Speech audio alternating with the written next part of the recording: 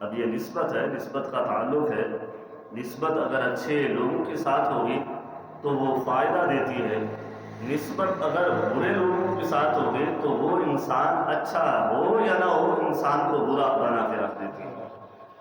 تو شیرازی علیہ رحمہ، شیخ سعدی شیرازی علیہ رحمہ فرماتے بھی ہیں کہ صحبت صالح کنت صالح کنت، صحبت طالح کنت طالح کنت. اچھے بندے کی جب ہم صحبت اختیار کریں گے تو وہ برا آدمی بھی اچھوں میں اس کا شمار ہونا شروع ہو جاتا ہے، کیونکہ اس نے اپنی محفل کو چھوڑ کر وہ آیا اچھے لوگوں کے ساتھ بیٹھا، نیک لوگوں کے ساتھ اس نے اپنی نسبت کا تعلق جوڑ لیا.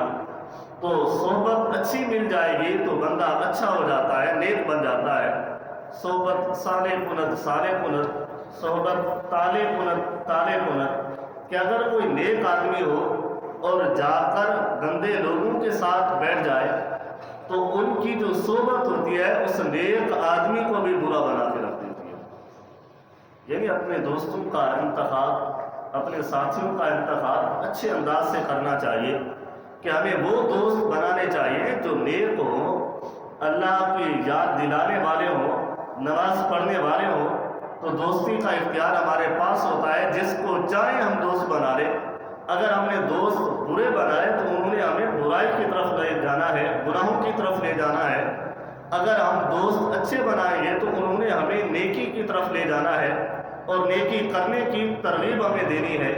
تو یہ ایک نسبت ہے. نسبت اگر اچھی مل جائے گی تو بندہ گنہگار بھی نیک بن جاتا ہے، اور نسبت اگر بری مل جائے تو نیک آدمی بھی برا بن جاتا ہے. تو نسبت کا تعلق بڑی اہمیت رکھتا ہے. تو نسبت اچھے لوگوں کے ساتھ ہمیں وابستہ رکھنی چاہیے تاکہ ہم بھی انہی کی طرح نیک بن جائیں. اگر نسبت ہم برے لوگوں کے ساتھ رکھیں گے چاہے ہم نیک ہوں، جب نسبت بری ہے تو وہ برے لوگ ایک دن ہمیں گناہوں کی طرف ضرور دھکیل کے رکھ دیتے ہیں. تو دعا ہے کہ اللہ رب العزت ہم سب کو سمجھنے کی توفیق عطا فرمائے. باقی